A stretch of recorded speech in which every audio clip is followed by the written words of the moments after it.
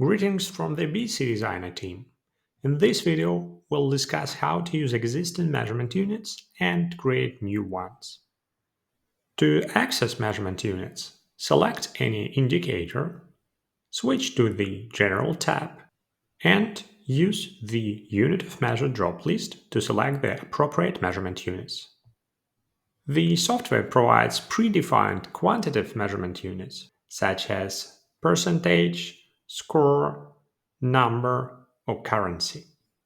If you need to add your own measurement units, click the Edit button, then click Add, and enter the name of the new measurement units in the name field.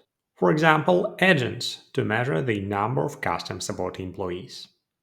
Once added, the new measurement unit can be applied to the indicator. Now, let's create a qualitative measurement unit. For example, one with possible states like low, average, and high. To configure this, I click the Edit button and add a new measurement unit called Expert Opinion and define the possible values. Low equal 15%, average equals 60%, high equals 100%. Once applied to the KPI, the control in the Data tab will suggest the defined choice options and apply the corresponding values when an option is selected. One practical use case for this application is quantifying risk, for example by using a scale from low to critical. However, risk management standards suggest tracking likelihood and impact separately for a more complete approach. To implement this on the platform, select Risk as Measurement Unit to set up a compound risk indicator, calculated using risk likelihood and risk impact. Risk mitigation plan is also included within the risk indicator. Various scenarios for using risk indicators are discussed in a separate video. A currency is a typical quantitative measurement unit. By default, your local currency such as Euro and US dollars is available in the list. The best way to add a new currency as a measurement unit is using a menu, Setting, Organization, Currencies.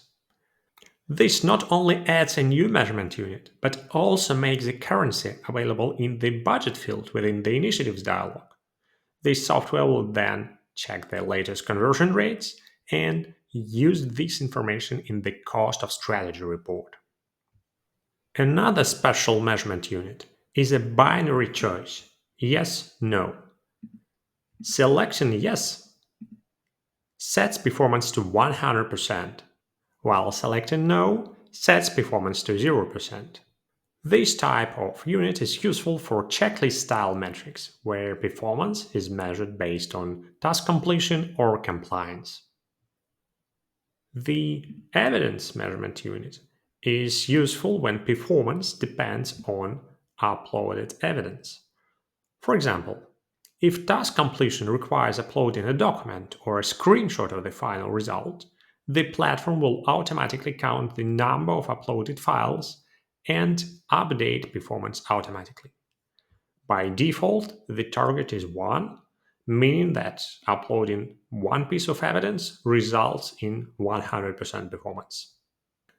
That's how you can manage different measurement units in BC Designer. If you have any questions, feel free to contact our customer support team.